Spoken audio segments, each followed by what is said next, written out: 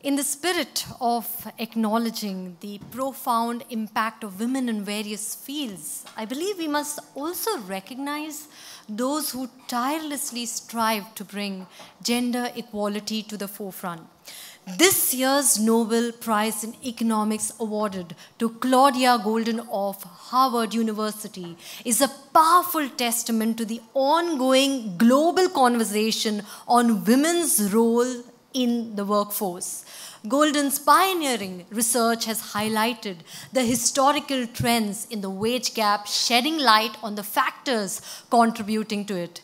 Her work is nothing short of groundbreaking, being the first comprehensive account of women's earnings and labor market participation throughout centuries. And as we applaud the achievements of our remarkable women business leaders tonight, let's also reflect on the road ahead.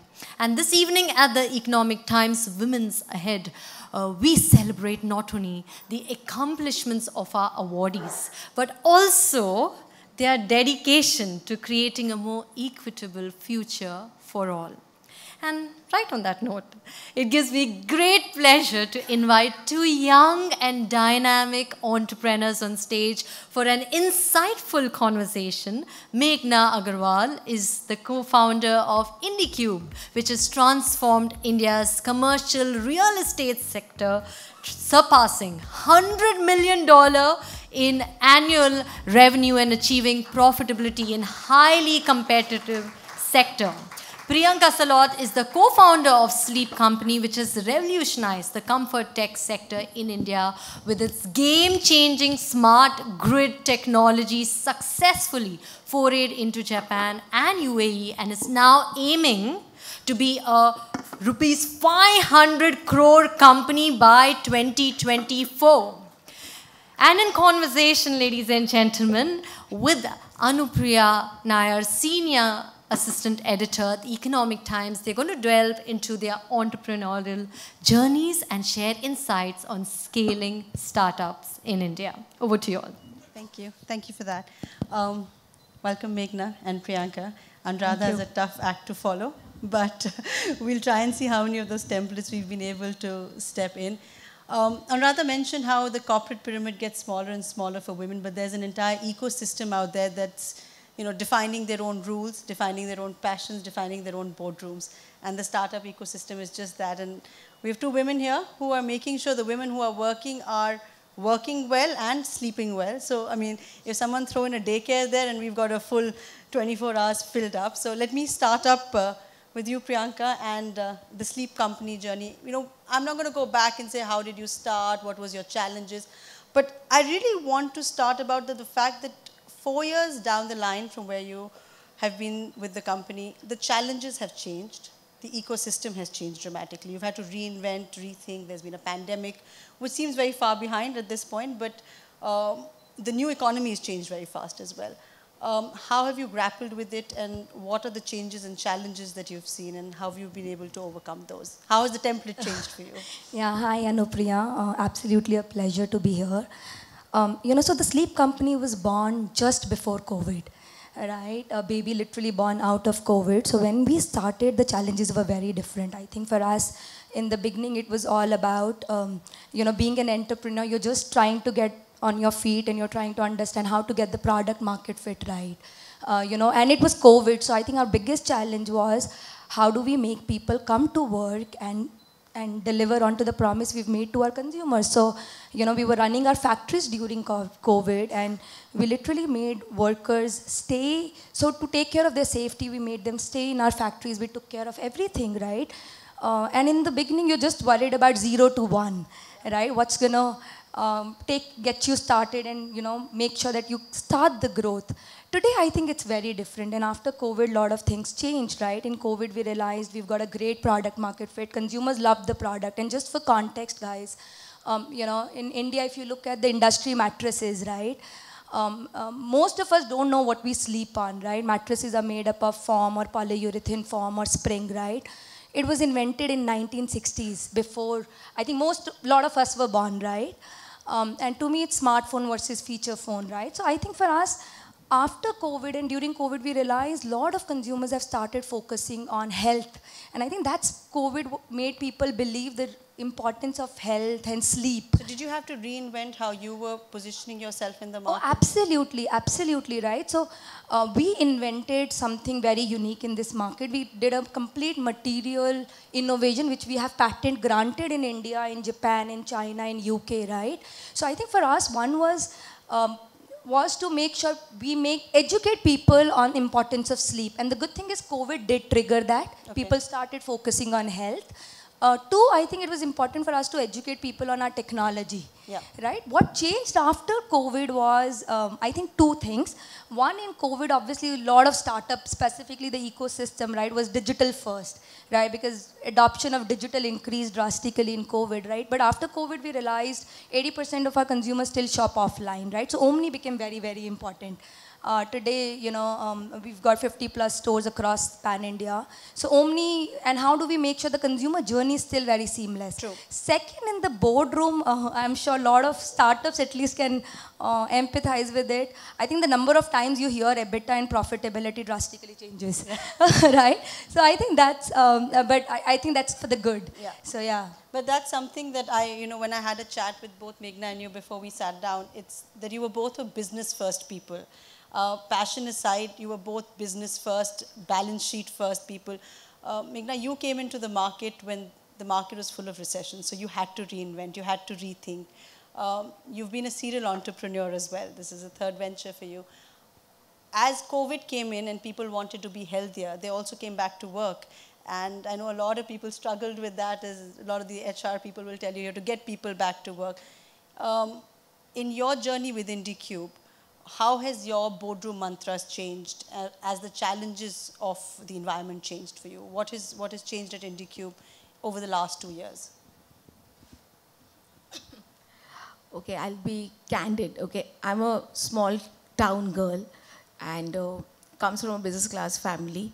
And I've seen my dad is a self-made guy, so he's always done business on profitability. So for me, the business has to generate profits, and that has been the business mantra even when we started IndiQube, and even my other two the companies.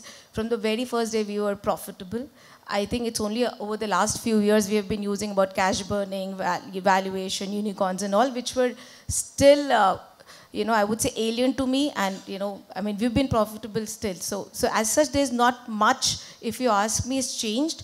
The only thing the challenges which when we started IndiQube was the same, that the scalability, going more deeper in the market, the capital efficiency, adding value for our shareholders. So I think it is pretty much the same. But the post-COVID is just the narrative like work from home and office will get closed and, we do not need office, we would save the money. I think the whole narrative about work from home was actually, which kind of hit it hard. And then we have to work backwards to kind of educate our clients that it is not, the office is not going to get closed. It's walk to work, right? People would walk to work. They would eventually need office. It's not like people are going to work from home, and the kind of infra we have. I'm not too sure how can we do that, but it will be, so there'll be a lot of education now we're doing it, and now people have actually woken up to the whole idea. It's in fact blessing in disguise for us, because now a lot of agility, flexibility people want in the real estate, which was not there earlier. So those are the things. And it's a growing market, as you gave me some figures of how small the Indian commercial market is compared to, so scalability is a big one, and you've not boxed yourself. I remember when I asked you, what is IndiQube? Is it a co-working space because that's it, or is it a rental? And you said we don't want to box ourselves because that will limit my scalability. Yeah, so I mean, I will take about 10 seconds for that. So the thing is, when we started in 2015, so we already, my second company, we were looking for an office space for about 50,000 square feet. And but we ended up taking about 80,000 square feet, and for the rest of the spaces we had to sublease it, because we're working with a lot of offshore development centers and a lot of startups. So, and from the beginning we have given lunch, dinners, food, transport, gym facility to all our employees. So gradually these smaller companies kind of hooked on to our services. Can you please help us with the food? Can you help us with the transport? Because we are too small company. And when we were growing, And when we asked them to kind of, can you vacate the office, they said, no, can you do it for us? We're too small and all. And there we saw the gap, okay? So it was not the co-working or a managed when we started off, it was the gap. Either you have the big tech parks in the world or you have these residential properties, you know, where you will see a lot of companies which are getting incubated. So it was the market gap. And we are kind of a one-stop solution. So managed office is one part of it. That would kind of limit the market, right? Why? What about the existing 600 million square feet in India?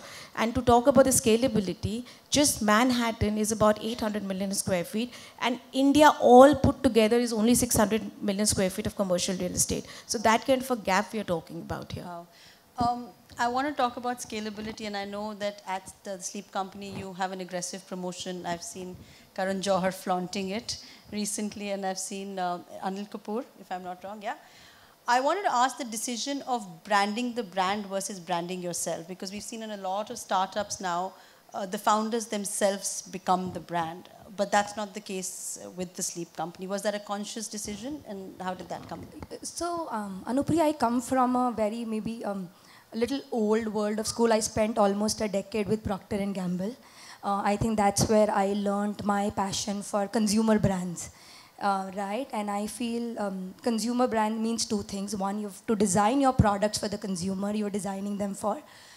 Two, I think the brand element is very, very important, right? And we are in a very important category which doesn't get so much of importance. For example, you know, we spend almost 26 years of our life on a mattress, let's say, right? But do we spend that much of time researching? Are we finding the right product for ourselves, right? So I think when we entered in this market with a product which we felt was very, very disruptive, I think two things became very important. One is educating consumers on our technology. And that's why we leverage one, lot of experts. We work with lot of sleep experts, lot of doctors, lot of orthopedics to make sure that we continue to build brand awareness and education about our technology. And two, we also worked with lot of you know, celebrities, as you said, Anil Kapoor or Karan Johar. You didn't want to become one of the celebrities. I'm just wondering because... You know, to me, that's default, right? I mean, if you are able to do something only if you believe in it. And I'll just give you a very quick story. You know, when I became a new mom, that's the time I realized the importance of sleep. Before that, I didn't care. I would sleep less. I would watch Netflix, and you know, I wouldn't care. But when you become a mom, and I'm sure a lot of women out here who've been moms, you suddenly are so sleep deprived that's when you realize, oh my God, I just want to sleep. Can somebody put me to sleep for that 1 or 2 hours when my kid is not up and crying, right? So I think, and today to me, and that's a personal agenda as well, that how can I make sure more and more people understand the importance of sleep and health, right? But I think the sleep company is above all that, right? So to me, that's the brand, right? And I'm just a small part of that brand, right? It's the whole ecosystem, the team, our customers, our consumers. They are building the brand, right? I think of myself as a small part, somebody playing a small part in it, but yeah, not the whole thing, for sure. Well, kudos to your brand and yours as well, and I'm sure there's enough scalability.